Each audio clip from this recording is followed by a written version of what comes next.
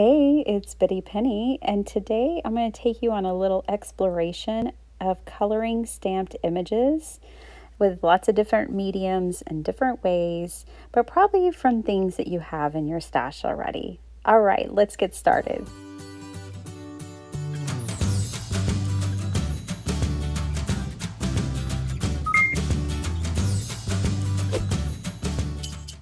Welcome to the Not Too Shabby channel. I'm going to be playing with the You Goat This from Lawn Fawn. It's currently in stock and it'll be linked down below. Here's all the socials for Not Too Shabby in case you didn't know already. Okay, so I grabbed some ink cubes and made my own wood grain for a No Dies, No Problem. That is a series I do on my channel where I create things without dies, and this one is all about fences. So on my channel, there is a video out that'll show you all the details about the No Dies, No Problem fences. But what I want to cover with you in this video is all about coloring. So I stamped out these adorable goats 3 different times. And first I started with my all-time favorite, watercolor.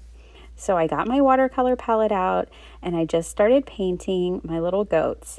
Now with watercolor, it's super fun for things like critters because you can get so much variation with minimal products. I think watercolor is phenomenal because it takes up so little space, but you can get so much color variation. With mixing, your possibilities are endless, and it's just my favorite. But we're going to explore more than just watercolor today. But first, I'm just watercoloring up these adorable goats.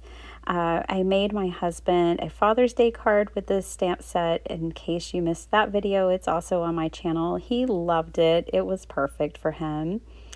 Okay, so here are just watercolored goats. I didn't use any other medium, but now I'm going to add colored pencils. I only brought in 3 colored pencils for this whole video. I brought in a dark gray, a dark brown, and then a very muted, soft, like vanilla color. And now you can see I'm going in and deepening some of these areas. Now make sure your watercolor is fully dry before you do this step. But you can go in, add dimension, add shadowing, and that way if you're working with a paper, I'm not working with watercolor paper. I rarely do.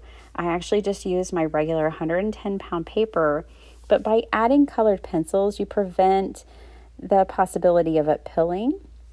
So when you're going to paint like this and do this technique, go on a dry paper with your wet brush and paint, and don't get it oversaturated, and then you won't have to use watercolor paper typically. And then if you're doing this deepening and darkening with your colored pencils, you're not going to need a lot of water saturation, and therefore you won't have the pilling that you can get on paper when it's not watercolor paper and you've added too much water. So I just like the control that I have with a colored pencil for my shadows. And now I did a whole little goat family of just colored pencils. Now this takes a little longer because, as you can tell here, I have a very light touch. I mean, I'm getting very little color onto my paper. You can tell this is a very dark pencil because you don't want to go too hard with too much pressure, or you'll fill in the paper and then you'll never be able to layer on top of it like you might want to. Now, I didn't take the time today to get a real deep, rich color with these with a lot of variation, but I'm just showing you that definitely, you know, stamping and coloring with colored pencils is a very fun way. Again, even if this is the only medium that you are working with, you can get a lot of variation between light and dark with I'm using just 2 pencils here. So it all comes down to pressure and practice, just practice. So, you know, this is kind of what these 2 look like with the different mediums and with the different shadowing. I think they're both great. They just give you a different look. Now let's explore alcohol markers, because lots of card makers use alcohol markers. and I am just going to lay down my base color. So I'm not doing like a 3 marker blend here, which is typically what you're going to see in the card making community a lot, is a 3 marker blend, you know, dark, medium, light, blend, blend, blend. Love it, love it, love it. Okay, but that's just not the technique that I'm sharing with y'all today. The technique I'm sharing with you is just to lay down like a mid-tone or a light color. So you just decide based on maybe what you have.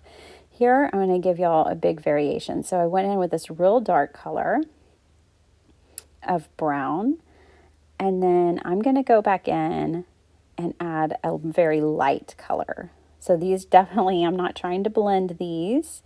I am just giving myself a little bit of definition and difference. And what I'm going to do is actually blend it out with my colored pencils when I'm ready. I do use a different color on his head, the one that I'd used for the one leaping above him. And that light along the ridge of his nose is just for me not filling it in. And now I'm going to add colored pencils. So I'm coming back in. This would be a great thing if you're just getting started. Maybe you only have a couple of alcohol markers.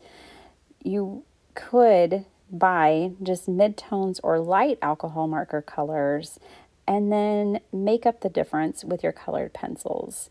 So here with that little goat, you really tell the difference. Now with some of these, I didn't go for like a dramatic shadow, but you most certainly could. I was just giving myself a little bit of variation and trying to make them pop with just these couple of colors. I also wanted to keep my colored pencils very basic. Of course, I have a set that's like 72 colors, but sometimes that can be a little overwhelming. I find the same thing with having too many. I don't need all of the alcohol markers. It would be too overwhelming for me. I actually like a small collection that I can do more with. And so that's why, like, when I work with colored pencils, I pull out a minimal palette and do what I can, and then I fill in as needed. So with these little guys, you know, I just pulled out the 3 markers, I colored up these little goat families, and then for my details, I did pull out other colored pencils to fill them in, like for the tin can, for the little collar and the bell and the different things. But I did that at the very end, so I didn't have colored pencils all over the place. And here we are back to this little guy. And now you can see I'm totally blending him out with that pencil. And I just love the definition that he's getting. And I'm even darkening that original shadow again that I'd put in for his jawline. So I hope all of this coloring maybe just gives you a different perspective of coloring your stamped images. I know it can maybe seem a little overwhelming sometimes, but just break it down. I like to stamp out sheets like this and just play, and I think it's fun. So this is my alcohol markers. This is just the colored pencils. And then here is the watercolor plus colored pencils, my favorite. But you guys let me know what your favorite is down below.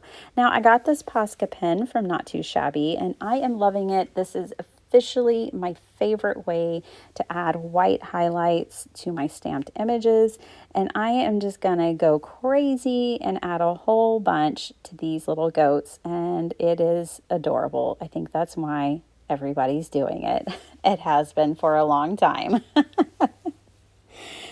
Anyways, you guys, I hope you like and enjoy this little exploration into coloring your stamped images. And maybe it's going to inspire you to pull out a stamp set that needs some more love and color in a new way. Because when you explore new techniques, I think it's invigorating if you've been in a little bit of a coloring slump. And, you know, the stamp sets, they need some love. And if you're in love with these little goats like I am, you can get this stamp set at Not Too Shabby. All right, so I'm finishing out all of the white highlights here. And yes, I put them everywhere. And like on these hay bale stacks, I just kept coloring the highlights in the same place as I did the first one to keep it simple. Now here's a little snippet of how I put my cards together. I made 3 cards for you guys today. There's a little bit more on the other video where I focused on the no dies, but I just left a little snippet in here for you. That's right, elementary school hearts. Hey, if it's not broken, don't fix it, right? Like we've been practicing this. I've been practicing these hearts since I was a little girl, so I've got it down.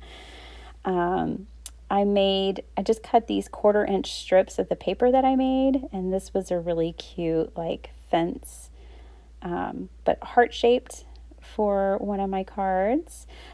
This sentiment set, or this stamp set, has a lot of different sentiments, so don't overlook it. It's not just for Mother's Day. It's not just for Father's Day. In fact, this card is an encouragement card. The little goat, I'm going to put a speech bubble on the front, and so I'm going to say, hey. And on the inside, it says, you goat this. So, you know, we love our puns here in the card making community. I pulled out this paper pad from my stash. It's from Not Too Shabby. And I am exploring, because I love making 5x7 cards, so I've been exploring how to stretch my 6x6 paper to cover a 5x7 card base. So that's what I was doing here as well. And there's her little speech bubble. All of that is a part of the stamp set. I grabbed this fall fling. Yep, it's an oldie but goodie from Lawn Fawn. And made my background for a scene card. Now, I wish my horizon was different. Less grass, more sky, and maybe a hill. Like I could cut a hill with my scissors. But I didn't do that. Now, I left this in here with you for you guys because this is definitely back and related to the coloring. I used micro pour tape. Never had a problem. So I like to tape my pieces together like this because then I don't have to keep fiddling with it. It's like once you got it where you want it, tape it together. But look here, I'm going to pull this off, and it's going to pull off some of my colored pencils. So be careful if you do use colored pencil. Don't worry, I'm going to fix that little goat. I'm just going to color it in again with colored pencil. It's no problem. And I even bring in my micron pen to draw back in the little hoof and feet. And it's okay. It's going to be leaping on my card, and no one will know but you and me. I did add a little bit of embellishments to this fence card. And that's it, you guys. Thanks for hanging out here with me. Let's take a look at these cards close up. So this is the, hey, you got this, girl. I didn't put girl in there, but I should. I just think it's super precious. Such a fun, quirky card. And who doesn't need a little bit of encouragement, right? So this card, I didn't put a sentiment in it, but I'm sure it'll probably be like a birthday card. But super fun, you know, when you make your own fences without dies, you can make them for slimline cards, A2, 5x7, whatever your heart desires. And then here is this cute little card. I love that leaping goat. It makes me so happy. All right, guys, thanks for hanging out with me. I really appreciate your time. Please check out Not Too Shabby. I have it linked down below.